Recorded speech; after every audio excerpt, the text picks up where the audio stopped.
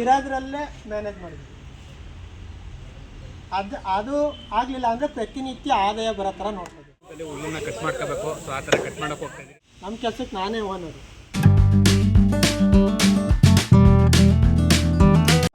ಬರೀ 2 ನಿಮಿಷ ಖರ್ಚು ಮಾಡಿರ್ತೀವಿ, ಎಲ್ಲೋ ಯಾರು ಕೇಳಲ್ಲ. ಅದೇ 10 ರೂಪಾಯಿ ನಿಮ್ಮ ಹತ್ರ ಸಾಲ ಅಂತ ಇಸ್ಕೊಂಡಿರಲಿ, ನಾಳೆ 10 ರೂಪಾಯಿ ಕೊಟ್ಟಿದ್ದಲ್ಲ ಕೊಡ ಮಗ.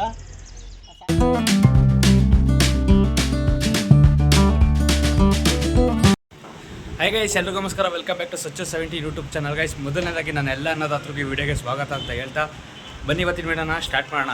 ಗೈಸ್, ಇವತ್ತು ನಾನು ಯಾವುದ್ರ ಬಗ್ಗೆ ವಿಡಿಯೋ ಮಾಡ್ತಾಯಿದ್ದೀನಿ ಅಂದರೆ ಮೇಯ್ನಾಗಿ ಮಶ್ರೂಮ್ ಕಲ್ಟಿವೇಷನಲ್ಲಿ ಹುಲ್ಲನ್ನ ಯಾವ ರೀತಿ ಕಟ್ಟಿಂಗ್ ಮಾಡೋದು, ಸೊ ಅದ್ರ ಬಗ್ಗೆ ಇವತ್ತಿನ ವೀಡಿಯೋನಲ್ಲಿ ಹೇಳ್ಕೊಡ್ತಾ ಇದ್ದೀನಿ. ಸೊ ಯಾರೆಲ್ಲ ನನ್ನ ಚಾನಲ್ನ ಸಬ್ಸ್ಕ್ರೈಬ್ ಆಗಿಲ್ಲ, ಪ್ಲೀಸ್ ಸಬ್ಸ್ಕ್ರೈಬ್ ಮಾಡಿಕೊಂಡು ವಿಡಿಯೋನ ಕೊನೆವರೆಗೂ ನೋಡಿ. ಸೊ ಮಶ್ರೂಮ್ ಬಗ್ಗೆ ಆದಷ್ಟು ಎಲ್ಲನೂ ಕವರ್ ಮಾಡೋ ರೀತಿ ವೀಡಿಯೋಸ್ಗಳನ್ನ ಮಾಡ್ತಾಯಿದ್ದೀನಿ.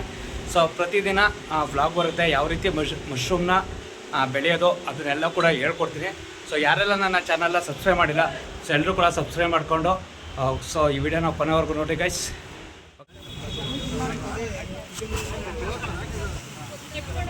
ಗೊತ್ತಾ ಕಾಯಿ ತುರಿತಾರಲ್ಲ ತಗೊಂಡ್ರು ಒಳಗಡೆ ಏನಿಲ್ಲ. ಹೌದು ಸರ್, ಎಲ್ಲ ಪೌಡ್ರು ಆಗೋದೇ ಇಲ್ಲ.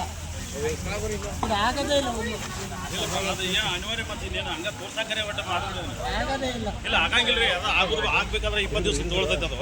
ಈಗ ನಮಗೆ ಇವ್ರಿಗೆಲ್ಲ ಒಂದು ತಿಳುವಳಿಕೆ ಬರೋ ಸಲುವಾಗಿ ಅದು ಮಾಡಿ.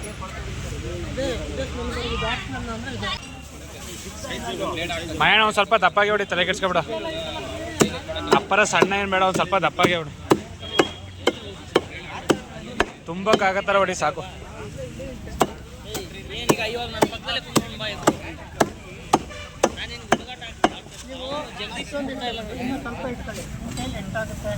ಎಷ್ಟು ಇಟ್ಕೊಬೋದು, ಹೌದಲ್ವಾ?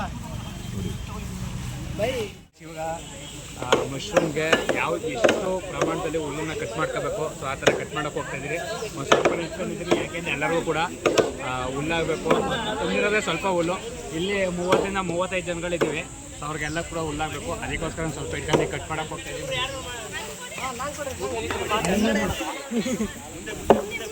ಇವುಲ್ಲಿ ನಿಂತ್ಕೋಬೇಕು.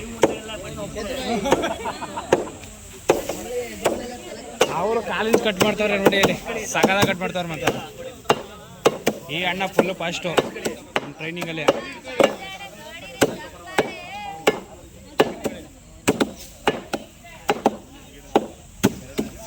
ಅವರು ಕುಡ್ಲಲ್ಲಿ ಕುಯ್ತಾ ಇದ್ದಾರೆ. ಸೊ ಯಾರೂ ಮುಚ್ಚಿಲ್ಲ, ಅವರೆಲ್ಲ ಕುಡ್ಲಲ್ಲಿ ಕುಯ್ಕೊಬಿಡಿ.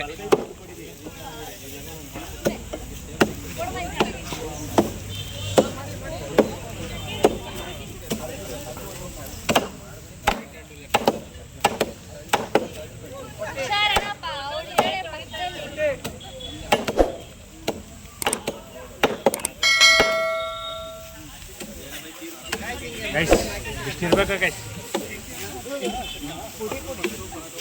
ಹಿಂಗೆ ಎತ್ಕೊಂಡು ಒಳಗಡೆ ಪೇಪರ್ ಹೊಳಿ ತುಂಬಬೇಕು, ಅಷ್ಟಾಗ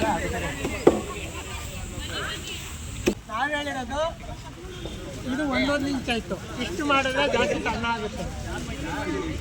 ದೊಡ್ಡದು ಮಾಡ್ಬಿಡೋದು. ಹಾಂ, ಅದು ತುಂಬಕ್ಕಾದ್ರೆ ಸಾಕು. ತುಂಬೋದಲ್ಲ, ಕೈ ಜಾನ ಇರಲಿ, ನಿಮ್ದೆ ಕೈ ಅಂತ ಕೊಡಿ. ಯಾರು ಒಬ್ರು ಈ ಥರ ಕಟ್ಟಿ ಸಣ್ಣಕ್ಕಿಲ್ಲ ಅಂದರೆ ಸಣ್ಣಕ್ಕೆ ಈ ಥರ ಕಂತೆ ಕಟ್ಕೊಡಿ ಒಬ್ರು. ಭಾರಿ ಮಾಡಿಸಿದ್ರೆ ಒಳ್ಳೆ ನೀವು ಸಾಯಂಕಾಲ ಇನ್ನೇನೋ ಕಂಟೆಂಟ್ ಸಿಗ್ತಲ್ಲ ಬೈ. ಒಂದು ಸೈಡಿಂದ ಒಂದು ಸ್ವಲ್ಪ ಎತ್ಕಡೆ ಅಕ್ಕವರು ಡಿಫ್ರೆಂಟಾಗಿ ಕಟ್ ಮಾಡ್ತವ್ರೆ.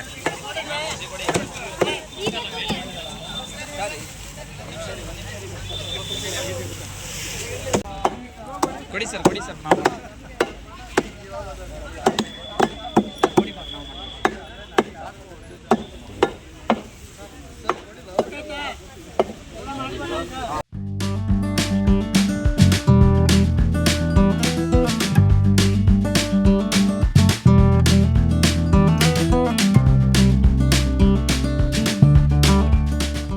ನೆಂದೈತೆ, ಏನಾಗಲ್ಲ, ಆದರೂ ಡ್ಯಾಮೇಜ್ ಈ ಥರ ಇರಬಾರ್ದಲ್ಲ ಸರ್. ಅದು ಸರ್ ಪ್ಯೂರ್ ಅಂದರೆ ಅಲ್ಲ, ನಾನು ತಗೊಂಬಂದಿದ್ದೀನಿ ನೋಡಿ ಅದೇ ಪ್ಯೂರ್ ಸರ್. ಅಲ್ಲಿ ಇಟ್ಕೊಂಡಿದ್ದಾನೆ ನೋಡಿ. ಇದು ಯಾರು ತಂದಿದ್ದು? ಚೆನ್ನಾಗಿರೋ ನಾನು ತಗೊಂಡು ಬಂದಿದ್ದು ಅಲ್ಲಿ ಐತೆ ನೋಡಿ ಇಲ್ಲಿ. ಇನ್ನೊಂದು ಸ್ವಲ್ಪ ಜಾಸ್ತಿ ತಂದಿರ ಸರ್ ಅವ್ರು ಒಂದು ಕಂತೆ ಹೇಳಿದ್ರು, ನಾನು 2 ಕಂತೆ ತಗೊಂಡು ಬಂದೆ. 1.5 ಅದೇ ಒಂದು ಕಂತೆ ಅಂದರು ಅವ್ರು ಇದರಲ್ಲಿ, ನಾನು 2 ಕಂತೆ ಎತ್ಕೊಂಡು ಬಂದೆ ಸಾಕು. ಇದು ನೀವು ತಗೊಂಡು ಬಂದಿದ್ದು? ಇದು ಹೊಸದೇ, ಬಟ್ ಆದರೆ ಅದು ಅವ್ರು ಹೇಳಿದ್ರಲ್ಲ, ಅವರು ಅಂದರೆ ದಪ್ಪ ಇರಬೇಕು ಅಂತ ನೀಟಾಗಿ ಅಲ್ಲಿ ಐತೆ ನೋಡಿ, ಅಲ್ಲಿ ಬರ್ತದಿದ್ದು. ಅವ್ರು ಹೇಳಿದ್ದು ಬೈ ಈ ಥರ ದಪ್ಪ ಇರಬೇಕು ಅಂತ ಅವ್ರು ಹೇಳಿದ್ದು. ನೀನು ಇದಕ್ಕೆ ಏನು ಕಂಟೆಂಟ್ ಕೊಡ್ತೀಯ? ಅದಕ್ಕೆ ಆ ಥರ ಇದ್ರು ಅಂತಂದರೆ ಹಿಂಗಿರ್ಬೇಕು, ಸ್ವಲ್ಪ ದಪ್ಪಾಗಿರ್ಬೇಕು ಅಂತ. ಹಾಂ ಹೌದು, ಮಶ್ರೂಮ್ಗೆ ಈ ರೀತಿ ದಪ್ಪ ಇದ್ದರೆ ಚೆನ್ನಾಗಿ ಕಾಣುತ್ತೆ. ಸೊ ಇದೆಲ್ಲ ಒಂದು ಸ್ವಲ್ಪ ಸಣ್ಣ ಇದೆಯಲ್ಲ, ಸೊ ಅದಕ್ಕೋಸ್ಕರನೇ ಇದು ಕೂಡ ವ್ಯಾಲ್ಯೂ ಆಗುತ್ತೆ. ಸೊ ಅಂದರೆ ಎಲ್ಲದು ಇದು ಆ ಥರ ವೇಸ್ಟ್ ಆಗಿರಬಾರ್ದು ರೋಲು. ಅಲ್ಲಿ ಕಾಣಿಸ್ತಿದೆಯಲ್ಲ ಆ ಥರ. ಅಣ್ಣ ನಿಂಗೆ ಚಾನ್ಸ್ ಸಿಕ್ಕಿಲ್ಲ, ಬಾ ನಾನು ಚಾನ್ಸ್ ಕೊಡಿಸ್ತೀನಿ. ನೆಕ್ಸ್ಟು ಹೇಮಂತ್ ಅಣ್ಣ ಕೊಡ್ರಿ, ಸೊ ಇವರು ಆ್ಯಂಕರ್ ಆನಂದ್ ಅಣ್ಣ ಕೊಡ್ರಿ. ನೆಕ್ಸ್ಟು ಆ್ಯಂಕರ್ ಆನಂದ್ ಅಣ್ಣ ಅಂತ ಇವ್ರ ಹೆಸರು. ಶ್ರೀಕಾಂತ್ ಇನ್ನೊಂದೇನು? ಶ್ರೀಕಾಂತ್ ಚೆನ್ನಪ್ಪ ಮೆಣಸಿನ್ಕಾಯಿ.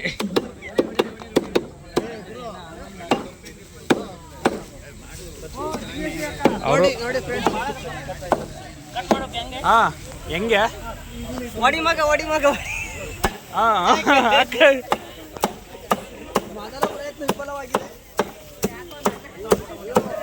ಏನ್ ಬೈ ಉತ್ತರ ಕರ್ನಾಟಕ ಮಂದಿ ಫುಲ್ಲು ಫಾಸ್ಟು.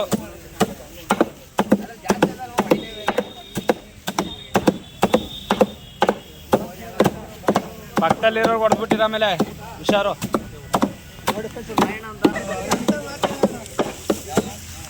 ನಮ್ಮ ಮನೆ ನೋಡಿದ್ರೆ ದಿನ ತರಕಾರಿ ಅಂತಾರೆ. ಮತ್ತೆ ಫೋಟೋ ಶೂಟ್ ಮಾಡೋರು ಯಾರು ಮಾಡಿದಾರೆ? ಮಚ್ಚಿಲ್ದಿರೋ ನೀವು ಕುಯ್ಕೊಳ್ಳೋದ?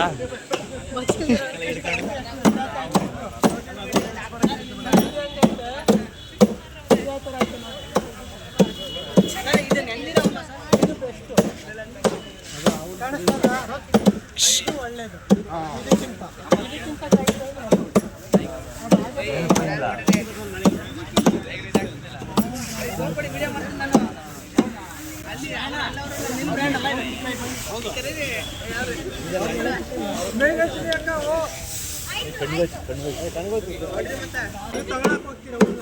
ಅವಾಗಲೇ ಹೇಳ್ಬೇಕು, ಇದು ಚೆನ್ನಾಗಿಲ್ಲ ಒಂದು.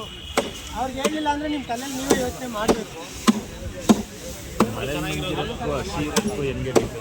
ನೋಡಿ ಇಲ್ಲಿ ಇದನ್ನ ಎಂದಿಲ್ಲ, ಇದು ನೋಡಿ ಇದನ್ನ ಎಂದಾಯ್ತು, ಈ ಕಲರ್ ಬಂದೈತೆ.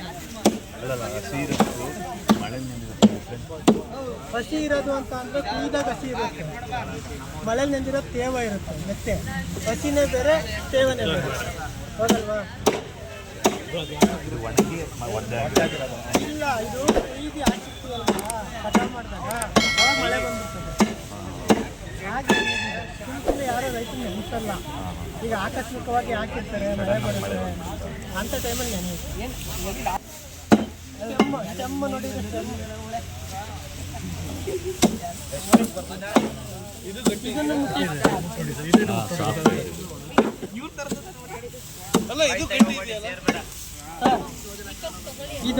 ಗರಿಗಳು ಜಾಸ್ತಿ ಇದೆ. ಇದು ಗರಿಗಳೈತೆ ನೋಡಿ. ಇದ್ರಲ್ಲಿ ಬರೋ ಅಂತ ಹಿಂಡು ಇದ್ರಲ್ಲಿ ಬರಲ್ಲ.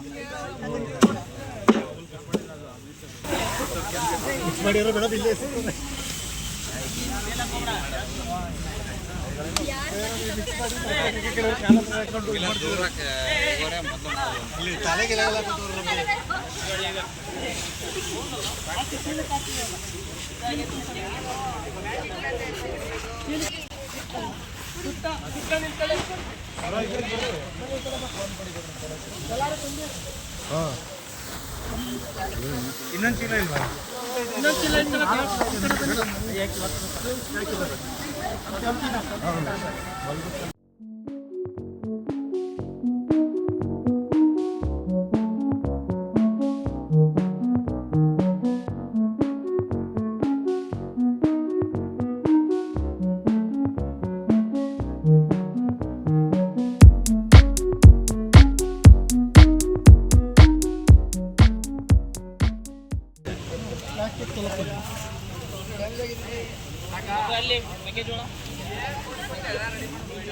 ಸರ್ ಇವಾಗ ಅದಾಗಲ್ವ ಅದು ಆಗುತ್ತೆ, ಅದೆಲ್ಲ ನೀಟಾಗಿ ಎತ್ಕೊಡ್ರಪ್ಪ. ಮಣ್ಣು ಬೇಡ ಅಷ್ಟೇ, ಮಣ್ಣು ಬೇಡ. ಮಣ್ಣು ಸ್ವಲ್ಪ ಜಾಲರಿ ಹೇಳಪ್ಪ, ಜಾಲರಿ ಹೇಳ್ಬೇಕು. ಮಣ್ಣು ಬಿಟ್ಟು ಇನ್ನೆಲ್ಲನ ಎತ್ತಾಕಡೆ. ಇದಕ್ಕೆ ಇದೇ ಒಂದು ಜಾಗ ಇದೇ ಟರ್ನಿಂಗ್ ಪಾಯಿಂಟ್ ಕಲ್ತ್ಕೊಳ್ಳಿ. ಅದೇ ಒಂದು ಮಣ್ಣು ಬಿಟ್ಟು ಇನ್ನೆಲ್ಲ ಏನ್ ಸಿಕ್ಕರು ಅದಕ್ಕೆ. ಸೈಡಿಗೆ ತಗೋ, ಸೈಡಿಗೆ ತಗೋ.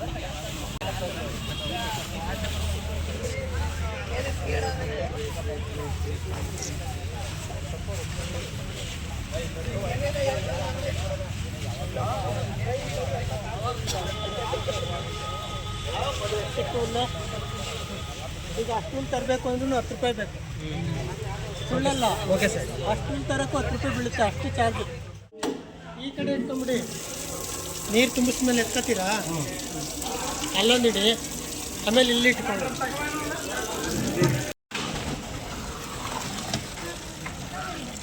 ಸಾಕಲ್ಲ ಸರ್ ಅದಕ್ಕೆ? ನೀರು ಸಾಕು ಅದಕ್ಕೆ. ಅದಕ್ಕೆ ಸಾಕು ನೀರು. ಈ ಕಡೆ ಎತ್ಕೊಬೇಕು.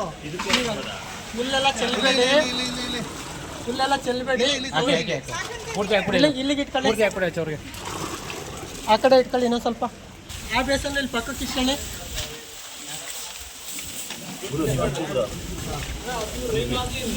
ಈ ಬೆಂಗೆಲ್ಲ ಐತೆ ತಗೊಂಡ್ಬನ್ನಿ, ಬೆಂಗೆಲ್ಲ ಐತೆ.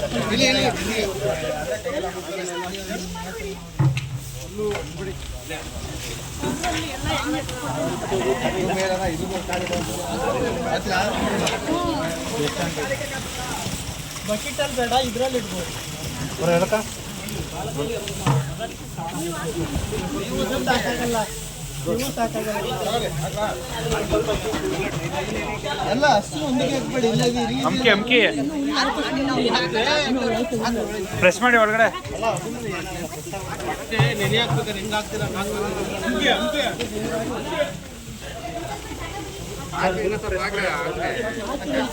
ತೊಳಿಯಕ್ಕ ಕಾಲಾಗ ಕೈಯಾಗ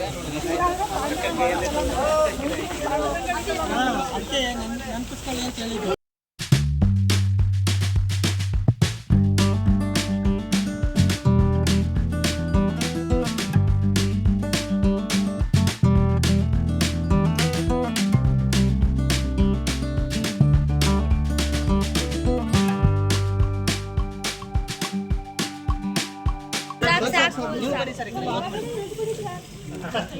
ಅದಕ್ಕೆ ಇನ್ನ ಹಾಕೋದು. ಅಮ್ಕಿ ಪ್ರೆಸ್ ಮಾಡಿ.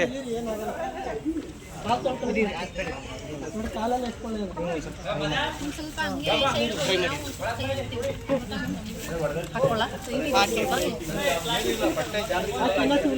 ಎಲ್ಲರೂ ಅಮ್ಕಿ ನೀಟಾಗಿ ಅಮ್ಕಿ. ಇನ್ನ ಹಾಕೋದ್ಕಂತ ಹಾಕಿ, ಇನ್ನೊಂದು ಸ್ವಲ್ಪ ಹಾಕಿ. ಇನ್ನೊಂದು ಬೇಸನ್ ಬೇಕು. ಇನ್ನೊಂದು ಬೇಸನ್ ಬೇಕು.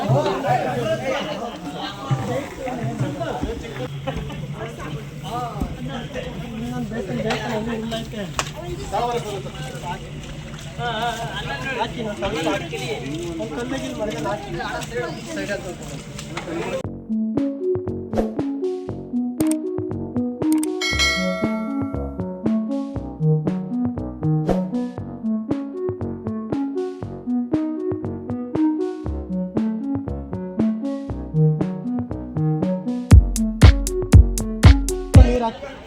ನೀರು ಹಾಕಿ ಇವಾಗ.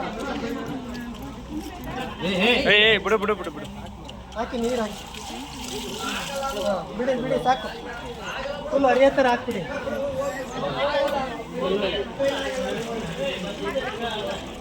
ಸಾಕು ಬಿಡಿ.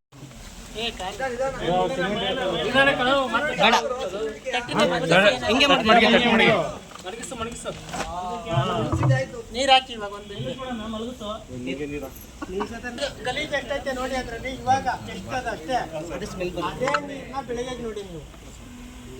ಈಗ ಬೆಳಗ್ಗೆ ನಿಮ್ಗೆ ತೋರಿಸ್ತೀನಿ.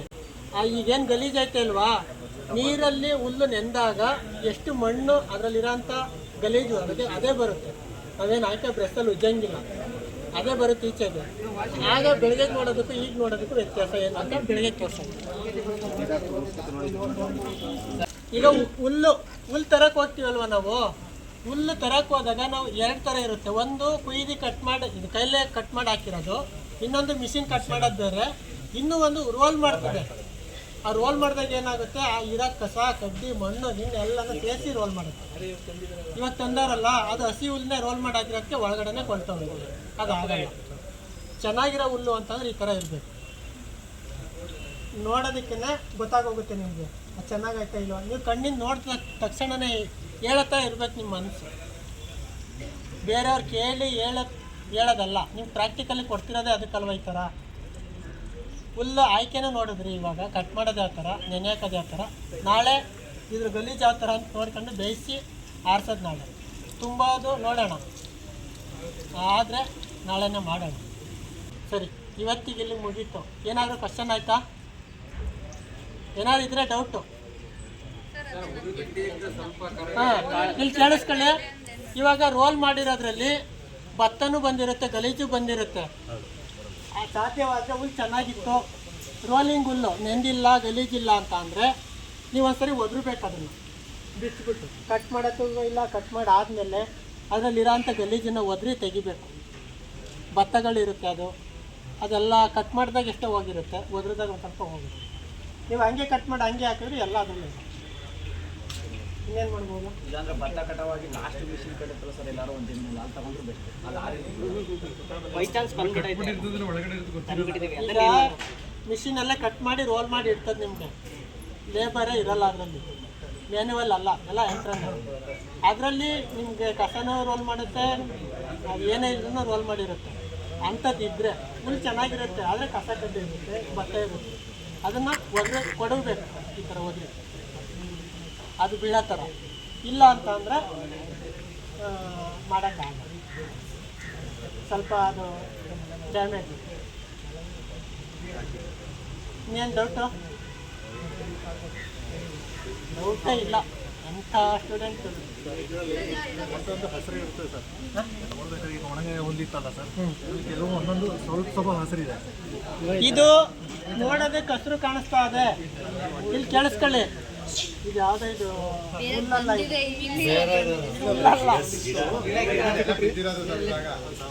ಇರಲಿ ತೊಂದರೆ ಇಲ್ಲ.